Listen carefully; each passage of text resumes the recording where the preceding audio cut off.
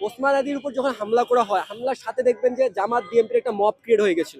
Dhaka medical mob, ফেসবুকে একটা one kind of রেশারেশি, মানে এর উপর দায় দিচ্ছে, এর উপর দায়, কেউ ভোটটা না জেনে বিশ্লেষণ না করে দায় দেওয়া শুরু হয়ে গেছে।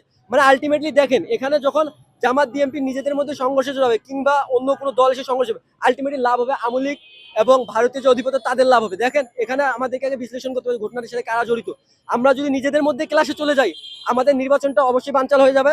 কেন বানচাল হবে? দেখেন, বাংলাদেশের দুইটা বৃহৎ দল যখন নিজের মধ্যে সংঘর্ষে জড়াবে, তখন এটার জন্য হচ্ছে আইন শৃঙ্খলা পরিস্থিতি অবনতি হয়ে যাবে এবং বাংলাদেশের নির্বাচনটা একটু হলে পিছিয়ে যাবে। সেই জায়গা থেকে হচ্ছে হাদি জামাত বিএনপির শত্রু না, হাদি বাংলাদেশের সাধারণ মানুষের শত্রু না, হাদি বাংলাদেশের একটা সাধারণ মানুষের জনগণের কণ্ঠ। সেই হাদিকে জামাত বিএনপি মারবে না, জামাত বিএনপি হাদিকে ভালোবাসে, প্রাণের চেয়ে বেশি ভালোবাসে। সেই জায়গা থেকে হাদিকে কারা হামলা করতে পারে, যখন হামলা হয় তখন আমরা সন্দেহ করেছি যে এ সবসময় হচ্ছে ভারতীয় অধিপত্যের বিরুদ্ধে কথা বলে, ভারতীয় অধিপত্যের এজেন্ডাই তাকে খুন করার চেষ্টা করেছে। আওয়ামী লীগের চেয়ে বড় ষড়যন্ত্রকারী হচ্ছে ভারতের আধিপত্যের এজেন্ট যারা রয়েছে তারা। আওয়ামী লীগ কি? আওয়ামী লীগকে চালায় তো ভারতীয় অধিপত্যরা, ভারতীয় অধিপত্যের এজেন্টরা। এই এজেন্টরাই কোনো না কোনো ভাবে ষড়যন্ত্র করছে, এটা একটা মাস্টার প্ল্যান। এখানে সাথে শুধু সে একাই জড়িত না, এখানে একটা বৃহৎ প্ল্যান রয়েছে। বিভিন্নভাবে একটা মাস্টার প্ল্যান করে এখানে তাকে হত্যা করার চেষ্টা করেছে এবং তার চেষ্টা করার পর তাকে মানে নিখোঁজ করা হয়েছে, তাকে খুঁজে পাওয়া যাচ্ছে না।